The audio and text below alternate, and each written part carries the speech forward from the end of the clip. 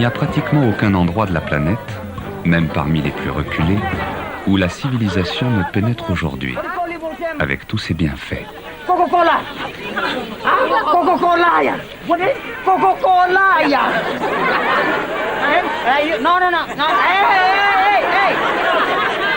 Am I block him? You can throw more over him. Am I block me?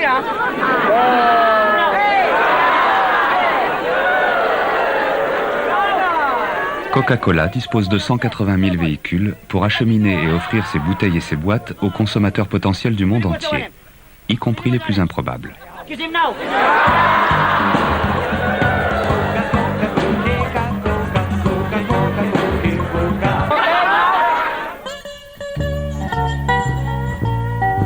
I'd like to buy the world a home and furnish it with love.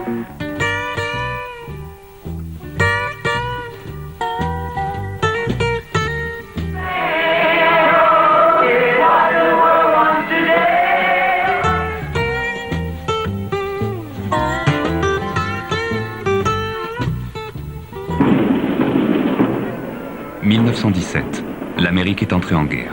C'est également cette année-là que le père du Coca-Cola, Asa Candler, cède à ses enfants l'entreprise qu'il a achetée 30 ans plus tôt pour $2 300. Ceux-ci revendront l'affaire peu après, 25 millions de dollars, à un syndicat de banquiers dirigé par Ernest Woodruff. Pour une entreprise qui vend essentiellement de l'eau sucrée, l'avenir n'est pas forcément rose alors que le prix du sucre, à cause de la guerre, s'est envolé de façon vertigineuse. Le sauveur de Coca-Cola sera cet homme, Woodruff Jr., porté à la présidence contre la volonté de son père. À 33 ans, c'est le plus jeune patron de toutes les grandes entreprises américaines. Il possède un vaste domaine dans le sud de la Géorgie, où il reçoit fastueusement hommes politiques et industriels. Il suscitait parmi ses collaborateurs des allégeances presque fanatiques. Et comme il ne parlait pas beaucoup, les gens avaient coutume d'interpréter ses grognements. On doit lui reconnaître une réelle intuition pour prendre les bonnes décisions en affaires. Et ses aphorismes avaient la force de l'évidence.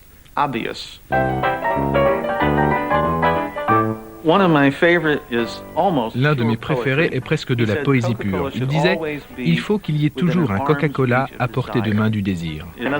En un mot, où que vous soyez, vous devez pouvoir toujours vous saisir d'un Coca-Cola. Exemple, ce verre que je porte à ma bouche. Dans les années 20, l'Amérique est saisie d'une véritable frénésie de changement et de consommation. Les Américains semblent découvrir une nouvelle forme de plaisir. Le plaisir de vivre à toute vitesse, c'est-à-dire en voiture. Cette civilisation de l'automobile, Coca-Cola va tout naturellement s'y insérer. Woodruff a voulu que dans les stations-service, les automobilistes aient la possibilité de boire du Coca-Cola. Et ça a été comme un merveilleux circuit fermé. Vous faites en même temps le plein d'essence et de coke. Puis vous devez vous arrêter à nouveau pour l'essence épicée et là, une nouvelle dose de coke.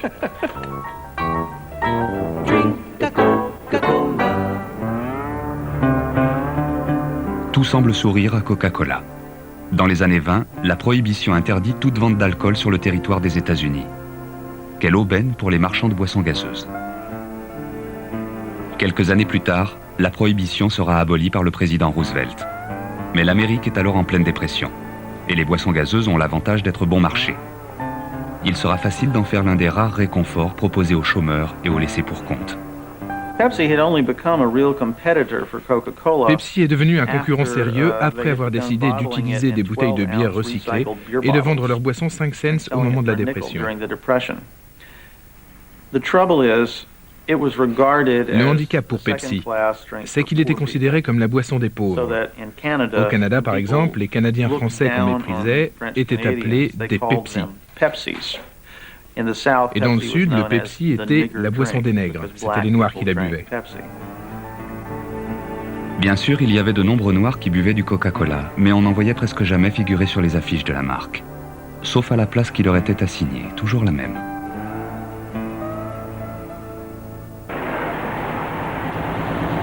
En ce qui concerne les implantations à l'étranger, Woodruff n'a qu'un seul mot d'ordre.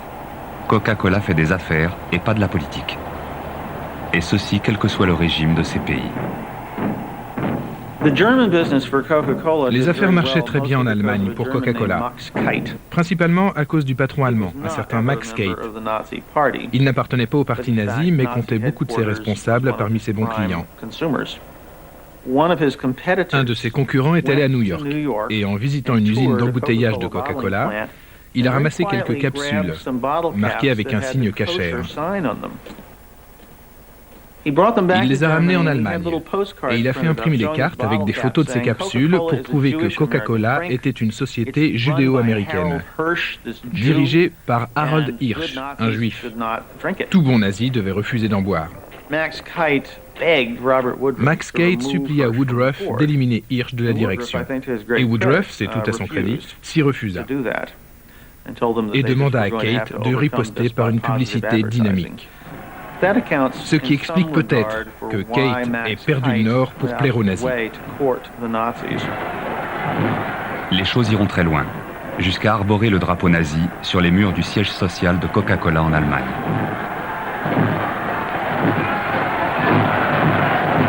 Et la guerre de 1939 n'interrompra pas ces bonnes relations. Il faudra Pearl Harbor pour que les choses changent.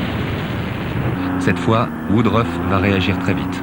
Il s'engage à fournir à chaque homme en uniforme, où qu'il se trouve, des bouteilles de Coca-Cola au prix de 5 cents. Et ceci, quel que soit le coût pour sa firme.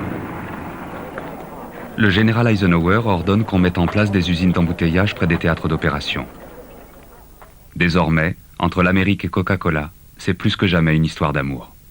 Ils avaient des délégués aux armées qui, sans être des militaires, portaient l'uniforme, avec le statut d'observateur, un titre formellement réservé au personnel de maintenance qui réparait le matériel. Le Coca-Cola était, pensait-on, une contribution essentielle au moral des troupes. Au moment où les Américains ont mis le pied à Anzio, on a montré 17 GIs partageant sur la plage une bouteille de Coca-Cola. Et il y avait ces lettres envoyées à leurs familles par des soldats disant « L'une des choses pour lesquelles je me bats, c'est le droit de boire du Coca-Cola ». On voit ainsi comment on peut utiliser un contexte nationaliste pour faire naître un sentiment envers un produit.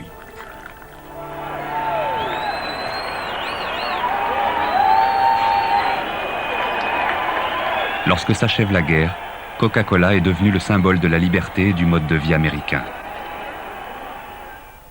La célèbre petite bouteille est élevée au rang d'image sacrée. Après la guerre, Eisenhower a connu une popularité incroyable. Et Woodruff a misé sur lui et a décidé de le faire élire président. Il a raconté à l'époque, on a envoyé Ike diriger la guerre en Europe pour qu'il acquiert une expérience internationale. Puis on en a fait un président de l'Université de Columbia. Aujourd'hui, on se demande seulement sous quelle bannière on va le faire élire, démocrate ou républicaine.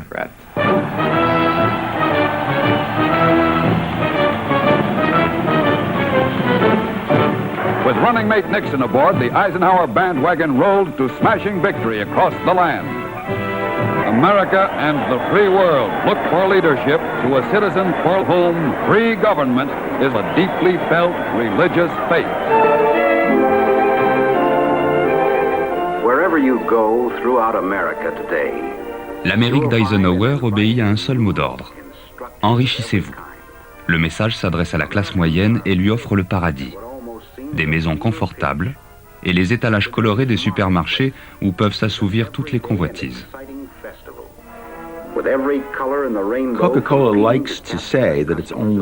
Coca-Cola aime dire que son activité se borne à vendre des boissons gazeuses. Seulement aujourd'hui, pour vendre un produit, il faut vendre beaucoup plus que ce produit. D'une certaine façon, vous devez créer un besoin pour le produit que vous vendez.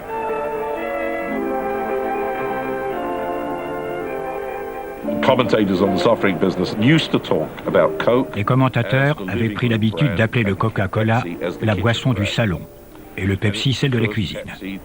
Et ceci parce qu'il a fallu longtemps à Pepsi pour se poser en véritable concurrent. Alors voilà comment les gens se comportaient. S'ils avaient des invités, ils s'assuraient qu'il y avait bien des bouteilles de Coca-Cola pour eux au salon. Mais eux, ceux qui aimaient le Pepsi, ils se glissaient jusqu'à la cuisine pour siroter en douce un verre de Pepsi-Cola. Pepsi n'était pas assez respectable pour être servi à des amis.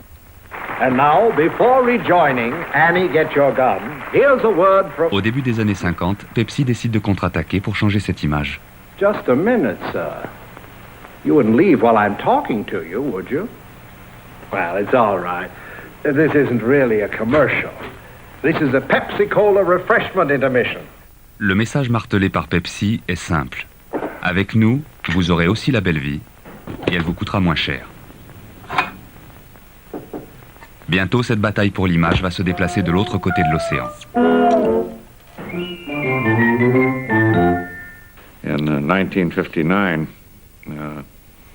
En 1959, il y a eu cette exposition industrielle à Moscou et notre ministère des Affaires étrangères a été trouver Coca-Cola en premier pour lui demander de participer à l'exposition.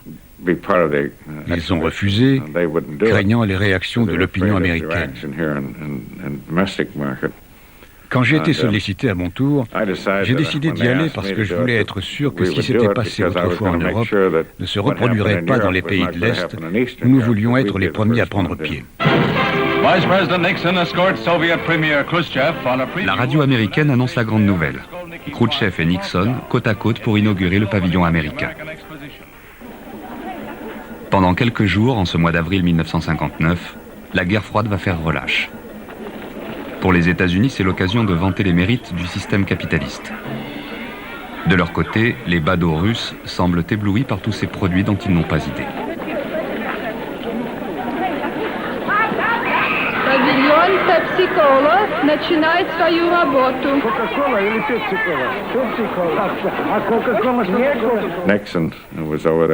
Nixon était là. C'était sous la présidence d'Eisenhower et il était vice-président. Je lui ai dit qu'il me fallait un Pepsi dans la main de Khrouchtchev ou que j'aurais personnellement des tas de problèmes. Le lendemain, il y a eu le fameux débat sur les mérites du capitalisme et du communisme. Avec sa faconde habituelle, Khrouchtchev annonce que l'URSS doublera bientôt l'Amérique et lui dira au revoir de loin. Après ça, Nixon l'a entraîné jusqu'à notre stand. Je lui ai demandé de goûter un Pepsi fabriqué à New York et un fabriqué à Moscou. Je voulais montrer que les deux boissons étaient de la même qualité. Il a essayé les deux et aussitôt s'est tourné vers la foule en disant que celle de Moscou était bien meilleure. Notre thème de campagne à l'époque était « Soyez convivial, buvez un Pepsi ». Il y a eu des photos dans les journaux du monde entier qui montraient Khrouchtchev buvant un Pepsi avec comme titre « Khrouchtchev apprend à devenir convivial ».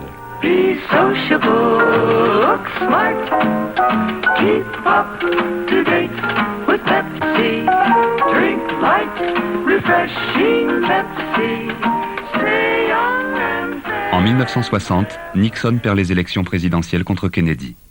Don Kendall, pour sa part, est élu président de Pepsi-Cola 3 ans plus tard.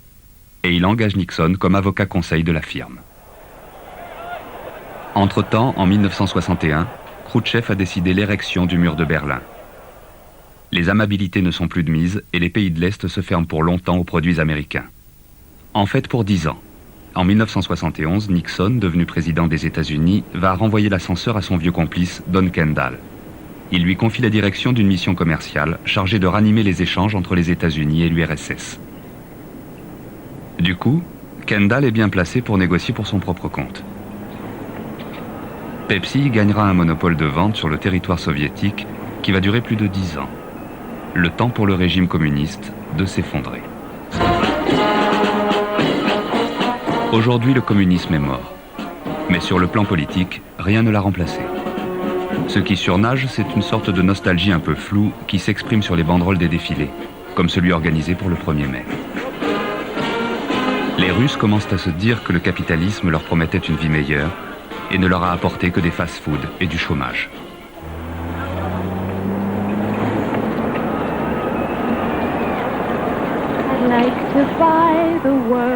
Le rêve américain, lui, s'est brisé une vingtaine d'années plus tôt, avec la guerre du Vietnam, même si Coca-Cola essayait encore pour sa part de sauver le mythe d'un peuple resté unanime. I like to teach the world to sing with me.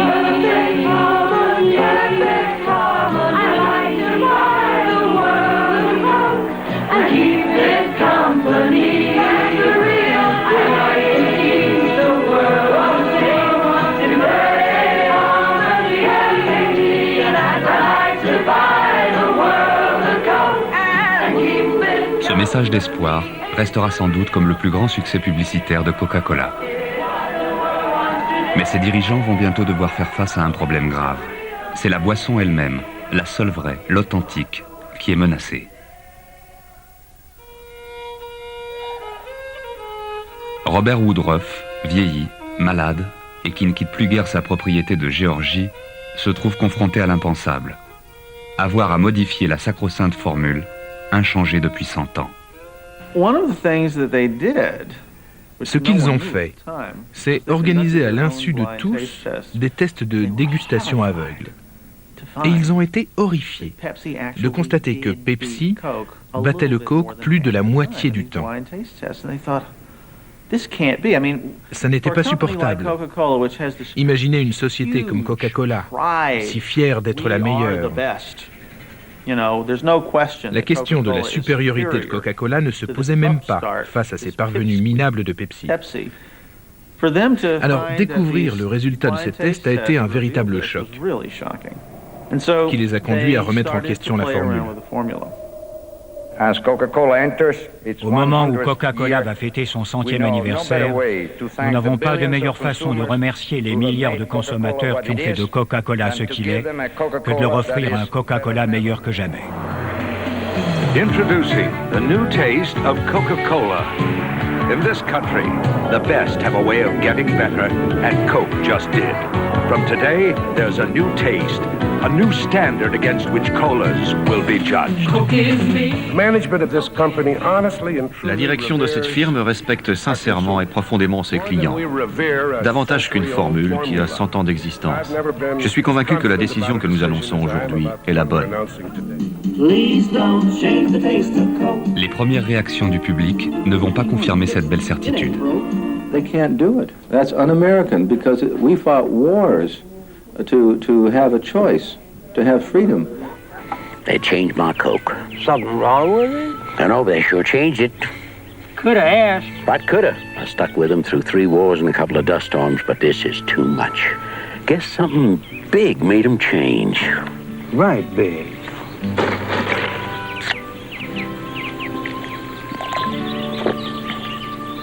Right big.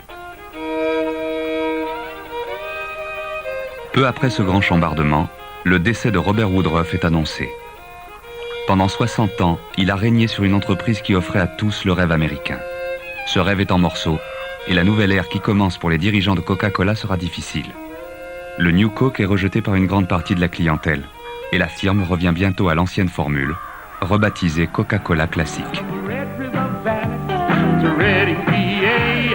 Red, white, and blue, all across the USA. The Red Sox in Boston, Jazz in New Orleans, Santa Claus at Christmas wearing your old blue jeans.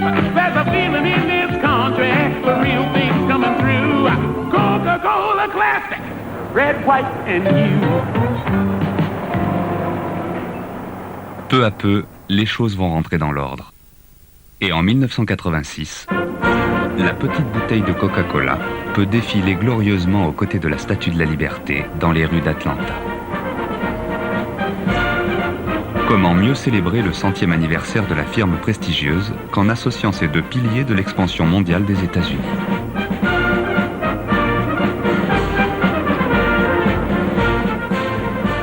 Coca-Cola est la marque commerciale la plus célèbre au monde. Mais ses dirigeants ne veulent pas se contenter d'un simple succès de renommée. Ils ont des ambitions planétaires beaucoup plus concrètes. Ladies and gentlemen, the chairman of the board and chief executive officer of the Coca-Cola Company, Roberto C. Goizueta.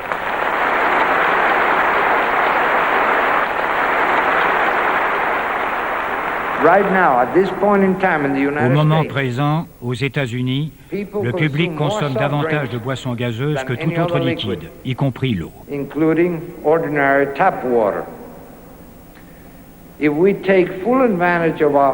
Si nous exploitons pleinement nos chances, un jour, pas si lointain du siècle à venir, nous assisterons à une poussée analogue à l'étranger, marché après marché,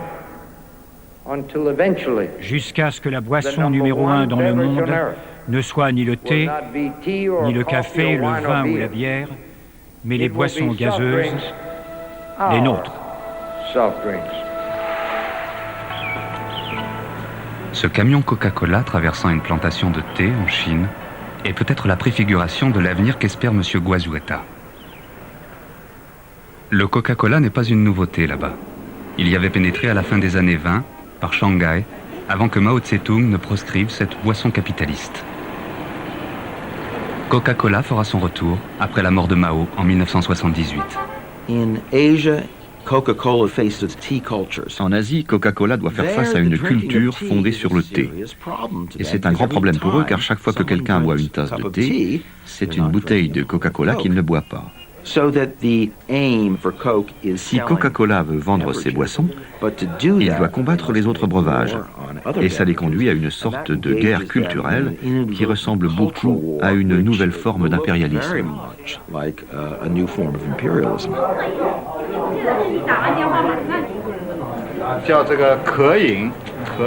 Le thème de cette peinture est la boisson.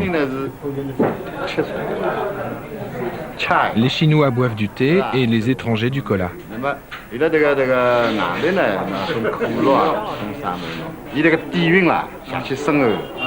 Le thé est un phénomène culturel en Chine, très enraciné et intégré aux autres expressions artistiques.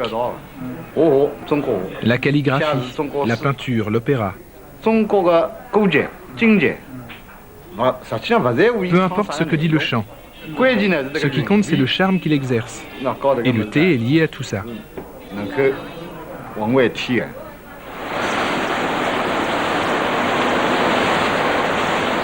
La société Coca-Cola n'a pas dit son dernier mot.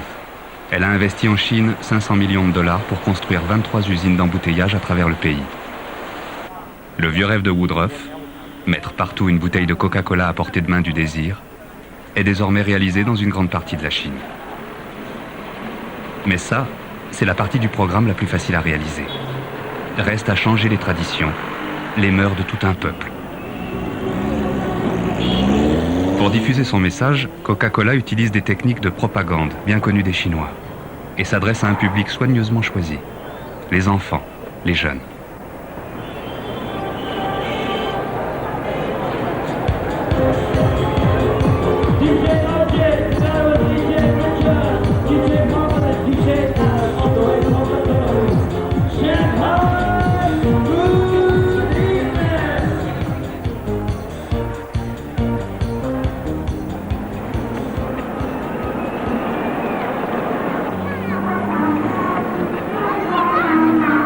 Le combat semble bien engagé, si l'on en juge par ces images filmées lors de la fête de l'enfance à Shanghai.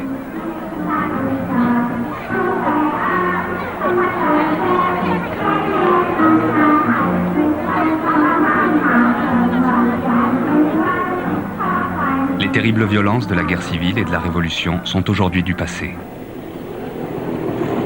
Faut-il se réjouir que, désormais, le seul conflit apparent en Chine soit celui que se livrent les deux superpuissances, Coca-Cola et Pepsi?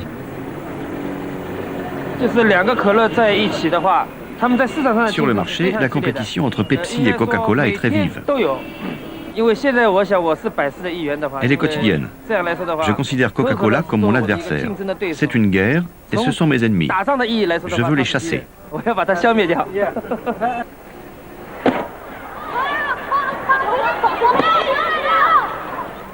Vous pensez que Pepsi pourra remplacer le thé? Ça non, impossible.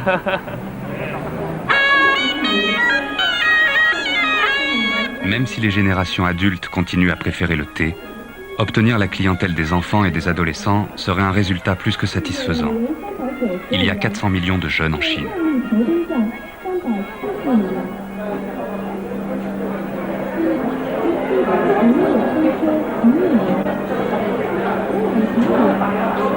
Décidément, M. Goizueta peut faire de beaux rêves sur les perspectives offertes par ce marché, pratiquement vierge encore.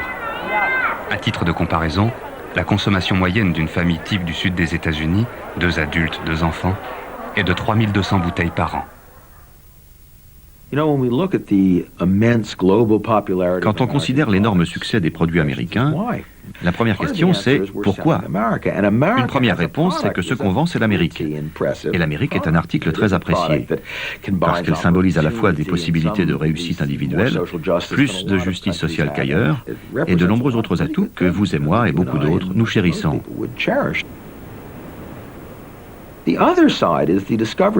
Par ailleurs, et les Américains l'ont compris, vendre aux enfants de moins de 12 ans est beaucoup plus facile que de vendre aux gens de 30 ans ou de 50 ans.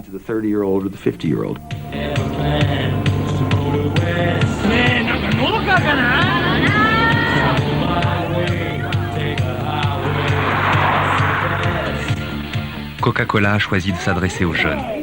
Et c'est ce qu'il fait le mieux. Avantage annexe, tous les jeunes du monde entier commencent à parler le même langage. Hi. Hi. What can I get for you? Full Coca-Cola. Oh, okay, sir.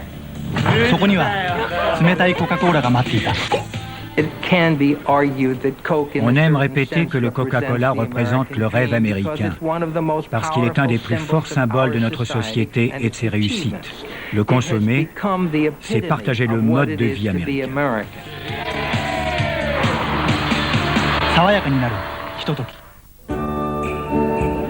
La colonisation de la planète semble en bonne voie. Prenons l'exemple du Mexique. Le fait de consommer des boissons gazeuses à base de cola non seulement ne se heurte à aucune résistance culturelle, mais bien plus, elle s'intègre souvent dans un cérémonial qui lui confère une valeur toute spéciale.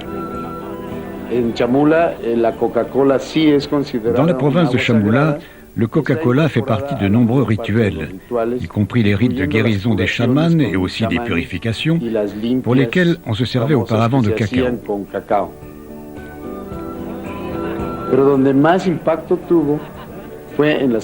C'est au sein des communautés indiennes que son prestige est le plus grand, au point d'y être considéré comme une boisson sacrée.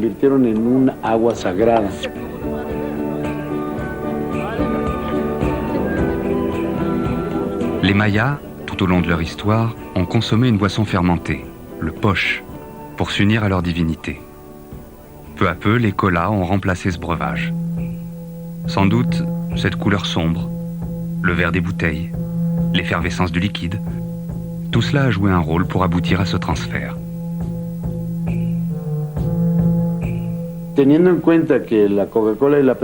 À partir du moment où le Coca-Cola et le Pepsi sont devenus des boissons rituelles, ils ont été consommés en grande quantité et leurs fournisseurs se sont enrichis rapidement et ont acquis un grand pouvoir. Les grands partis ont manipulé les leaders politiques locaux qui devaient leur pouvoir à Coca-Cola et Pepsi, créant des dissensions dans des villes très unies jusque-là. Des villes qui avaient su résister depuis des centaines d'années à une civilisation étrangère, puissante et arrogante.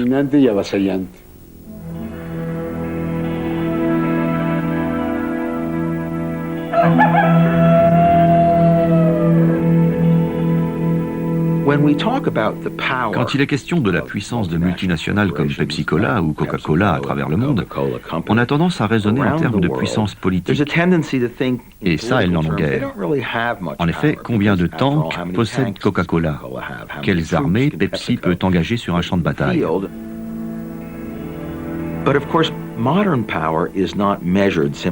Seulement aujourd'hui, la puissance ne se mesure pas que matériellement. Elle peut s'évaluer en termes d'influence, telles que la capacité d'agir sur la psychologie ou les besoins des individus, ou encore de dominer un marché. Et alors là, les multinationales comptent parmi les puissances les plus considérables du monde moderne, peut-être plus puissantes que les États nationaux.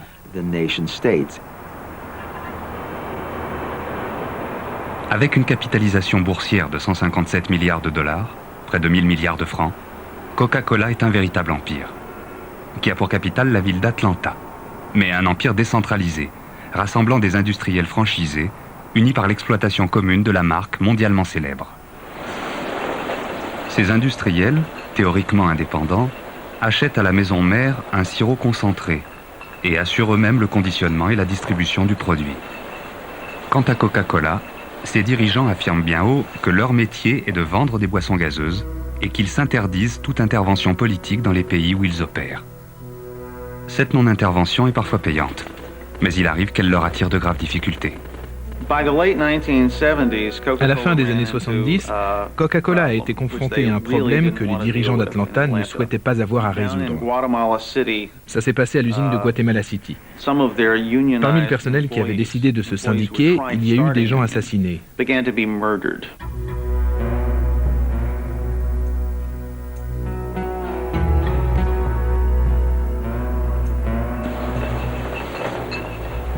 L'entreprise d'embouteillage du Guatemala est alors dirigée par un Texan du nom de John Trotter. Celui-ci a des opinions politiques très arrêtées. Il y a deux choses qu'il exècre en plus de Pepsi, les rouges et les syndicats.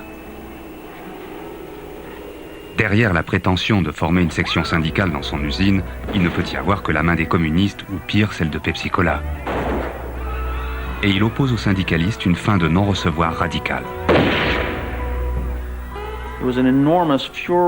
Ces violences déclenchent une réaction furieuse partout dans le monde. Mais les dirigeants de Coca-Cola à Atlanta refusent d'intervenir, sous prétexte que le patron de cette usine est indépendant et qu'ils ne peuvent lui donner des ordres.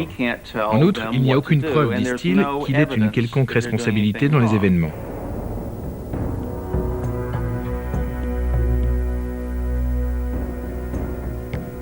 Les actes de violence se multiplient. De nouveaux assassinats sont perpétrés. La société Coca-Cola maintient son refus d'intervenir.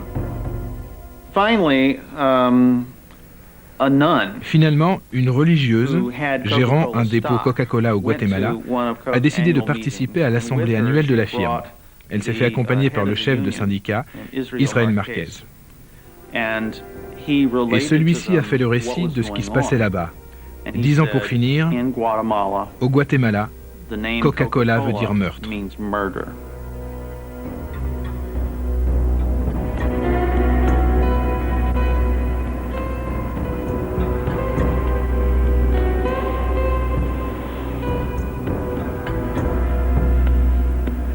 Ce n'est qu'après l'arrivée de Roberto Guazuita à la direction de la société en 1980 qu'une solution a été trouvée. On n'a jamais pu prouver de façon certaine que le patron de l'usine avait ordonné ces assassinats. Mais ils se sont quand même débarrassés de lui en fournissant les fonds pour qu'un entrepreneur mexicain lui rachète son usine. Et les assassinats sont arrêtés.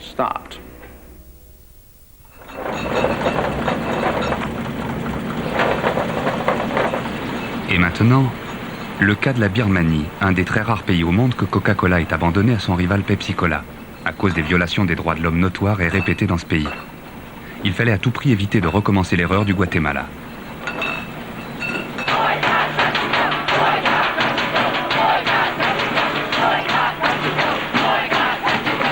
La pression populaire pour obtenir que Pepsi Cola aussi quitte la Birmanie n'a cessé d'augmenter. Mais les multinationales ont un discours, toujours le même, pour justifier leur présence dans certains pays. J'estime que si on veut qu'un pays se libéralise, on y parviendra mieux par la communication, le tourisme, les échanges culturels, les voyages d'affaires dans les deux sens, plutôt qu'en l'entourant d'un rideau de fer. Quand les gens s'enrichissent, l'activité se développe. On peut entrer et sortir plus facilement. Et les problèmes de violation des droits de l'homme disparaissent. Finalement, devant la réprobation quasi universelle, Pepsi décidera de se retirer de Birmanie. Mais la question qui se pose aujourd'hui est tout autre. Combien de temps les deux géants pourront-ils conserver le privilège de se disputer seuls face à face l'énorme marché mondial des colas? On vous a fait croire pendant des années que vous n'aviez le choix qu'entre deux colas.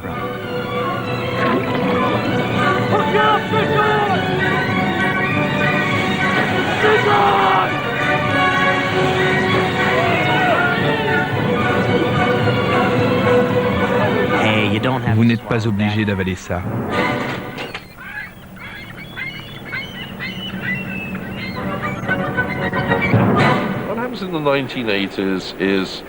Les années 80 ont vu l'apparition de marques indépendantes et leur poussée dans les supermarchés. Un certain Dave Nichol est alors entré en scène au Canada en disant « Si je fabrique un produit de meilleure qualité qu'eux et que j'ai une bonne politique commerciale, peut-être que je peux obtenir une part de ce large marché. » Ce que nous vendons, c'est de la valeur, c'est-à-dire la combinaison du prix et de la qualité. Le consommateur d'aujourd'hui n'est pas concerné par les ours polaires qui boivent du Coca-Cola. Ce qui l'intéresse, c'est d'aller dans un magasin et d'acheter un pack d'une boisson meilleure ou égale aux deux grandes marques internationales pour 2 ou 3 $ de moins. C'est ce que tout le monde demande partout. Et c'est pour ça que Coke et Pepsi sont du passé.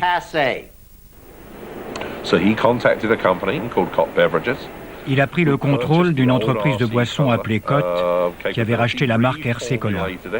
Il en a modifié la formule et a lancé une nouvelle boisson sous le nom « Le choix du président ».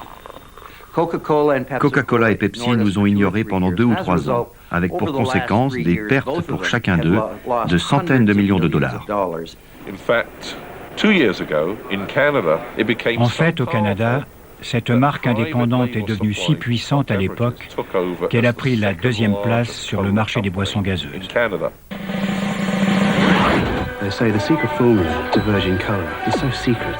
Fort de son succès au Canada, Dave Nichol va s'allier à un autre franc-tireur, anglais celui-là, Richard Branson, pour créer le Virgin Cola. Cette fois, Coca-Cola explose de rage. Autrefois, Coca-Cola était dirigé un peu à la manière du master de golf, par des gentlemen du Sud, très traditionnalistes. Aujourd'hui, le vieux Woodruff doit se retourner dans sa tombe. C'est plutôt l'empire du mal.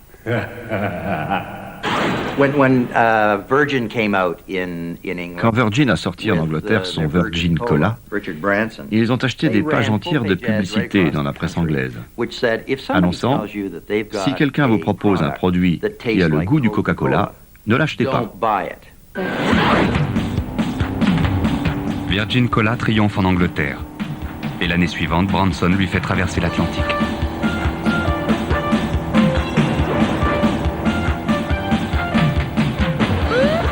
Il faut une certaine dose d'inconscience, semble-t-il, pour venir affronter les deux géants sur leur propre marché.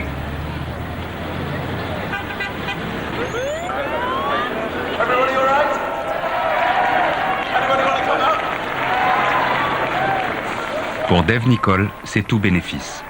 Il gagne quelques cents sur chaque bouteille vendue par Branson.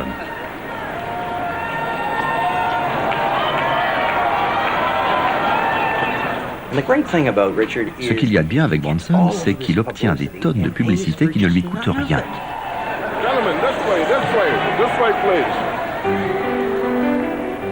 L'idée de Branson et de Nichol est d'éviter d'avoir à supporter les énormes dépenses de marketing. Que Coke et Pepsi créent le désir, et eux en profiteront en proposant un prix plus bas.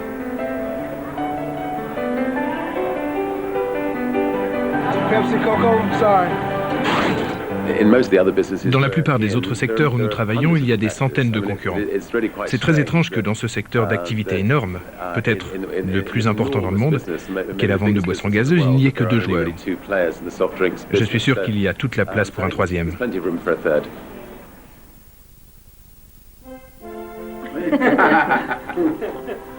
On a réuni à l'hôtel Ritz-Carlton de Montréal un groupe d'éminents connaisseurs en vin pour une dégustation en aveugle des 3 marques de cola vendues sur le marché canadien.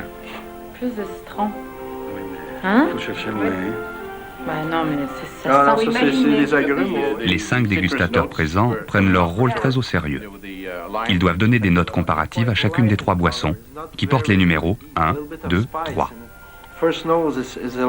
L'odeur est un peu épicée, et aussi un goût de caramel.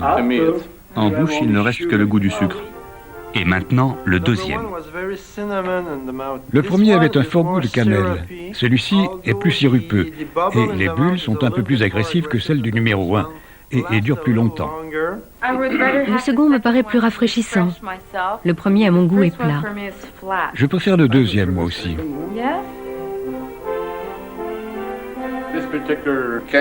Le gaz est entièrement parti dès qu'on a ouvert la boîte. Oui, et le goût de citron est tout aussi volatile.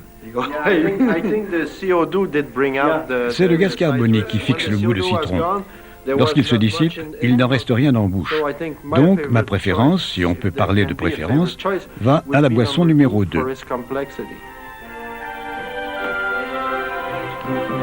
Et voilà le grand moment. Voilà, so number 1 now. Let's see if we were right. Pepsi. Pepsi, number 1. So, number 2 now. President's choice. President's choice. President's choice. So why pay more? Le deuxième, c'est mon préféré. Guess what the third one is? And the suspense for number 3 is, of course, Coca-Cola. Coca-Cola. Conclusion, le jury unanime a voté pour le choix du président. Mais il faut beaucoup plus que les suffrages d'un jury de dégustateurs pour gagner la guerre des colas. Comment abattre une forteresse vieille de plus d'un siècle et qui dispose pour défendre sa marque d'inépuisables munitions, des milliards de dollars investis dans le marketing et la distribution? Pensons à ce qu'est une boisson gazeuse. C'est quelque chose qu'on boit pour se désaltérer. Et pas question alors d'attendre. J'ai soif, je veux quelque chose à boire, tout de suite. Donc l'objectif que se sont fixés aussi bien Coke que Pepsi, c'est d'avoir leur boisson partout où l'on peut avoir soif. Et elles ne seront heureuses l'une et l'autre que quand ce sera vrai, quand je pourrai atteindre un distributeur de boissons qui sera intégré à la caméra et qui me livrera mon Pepsi ou mon Coke immédiatement. Convaincu que c'est la clé de son succès, Dave Nichol continue à vouloir améliorer sa formule. Il y a trop de café. Mais sa réussite initiale n'a pas duré. Il a suffi que les deux géants décident d'écraser leur prix le temps nécessaire pour que ses ventes s'effondrent. Excellent celui-là. Qu'on enlève un peu de café et on tiendra un gagnant. Malheureusement pour Nichols, la formule n'est pas tout. La clé pour vendre ses produits, c'est la publicité et le marketing. Et en 1996, aux Jeux Olympiques du centenaire qui se tiennent dans son fief d'Atlanta, Coca-Cola va faire la démonstration de sa puissance.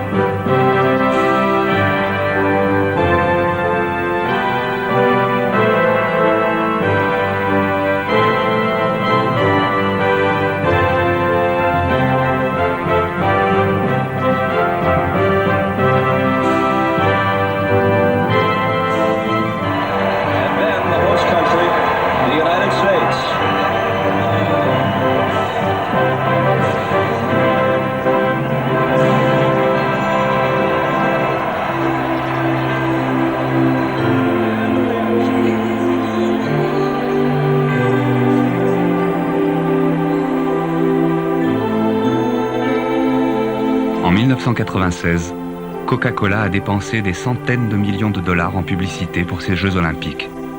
Le vieux roi du Coca-Cola, Asa Candler, aurait eu tout lieu d'être satisfait. Ces sommes énormes étaient tout sauf des dépenses de prestige. Elles ont payé, et vite. Il y a des centaines de millions d'individus dans le monde entier qui ont vu et revu le logo Coca-Cola à longueur de journée.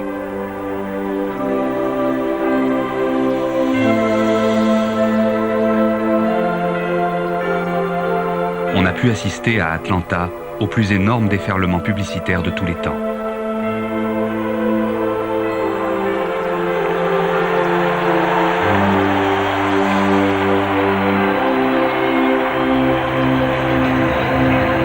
I declare open the Games of Atlanta, celebrating the 26th Olympiad of the modern era.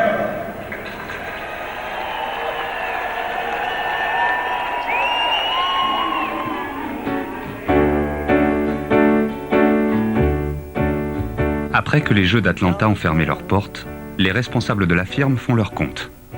Ils n'ont aucune raison de se plaindre. Au cours de l'année 1996, l'année olympique, Le total de leur vente mondiale a atteint le chiffre record de 18 milliards de dollars, près de 110 milliards de francs.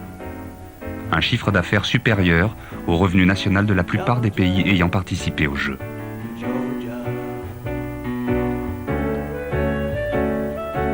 La firme est désormais présente dans près de 200 pays et ses ventes sont le double de celles de Pepsi Cola.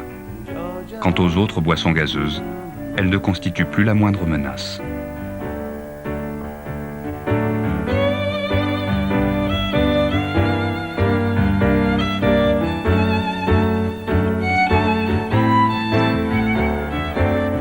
Le président de Coca-Cola, Roberto Goizueta, meurt en 1997.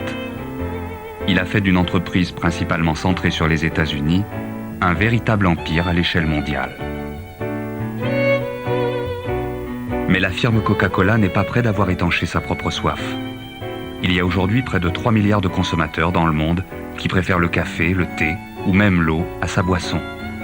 Et elle a bien l'intention, dans les années à venir, de changer cet état de choses.